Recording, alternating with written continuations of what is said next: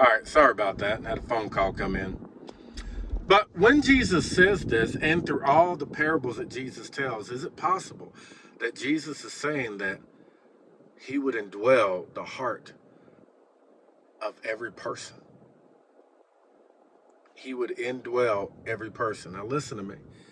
Jesus being in you, I used to believe it was like you put water in a bottle and that's what it was. It's not like that. It's actually deeper than that. It's better than that. When I say deeper, all I'm simply saying it's actually better than you could imagine. Maybe I'll just start saying that because we have plagiarized and called something that it wasn't, something that it is that it wasn't at all. Whenever we say deep in most of your religious settings, they think that we're going to get somewhere where we're going to get lost. No. Listen, the deeper you go, let me say it like this. A tree, okay?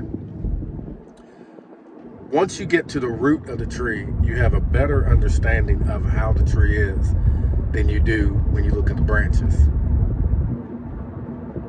So deeper simply means a greater understanding, better understanding. See, we understand that 2 plus 2 is 4. But then a greater understanding would be 4 times 1 is 4. You see how, I know that's probably the most generic example maybe you've got. But I believe Jesus was saying, if you've done it to the least of these, you've done it to me. And that's just one out of many. If you've done it to the least of these, you've done it to me. Or in other words, I will indwell the heart and personage of every person. But here's what it's like. It's like if you take a Kool-Aid package and you pour it inside of water. When you pour that, you know, those little, Kool-Aid jammers or whatever they are, they come in a box, and you could take a bottle of water and pour that little package in there, and then you got instant Kool-Aid in your bottle just for you. Okay. When that powdered substance hits the water, a reaction is taking place, and it changes the water to something else, to where now it's not only water now, it is now bottled Kool-Aid instantly. And the water has taken on a whole different color now. It has changed the color of the substance, thereby changing its name.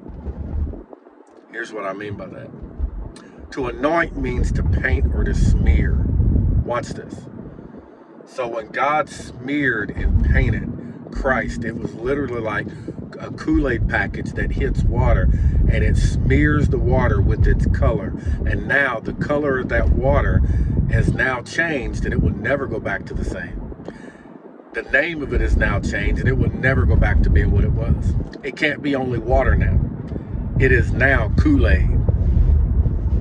So be encouraged about the perspective that Jesus brings. What is Jesus' perspective? See, the truth is this.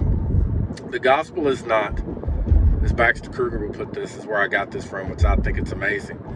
The gospel is not you receiving Jesus into your life. The gospel is Jesus receiving humanity into his life. That's the gospel.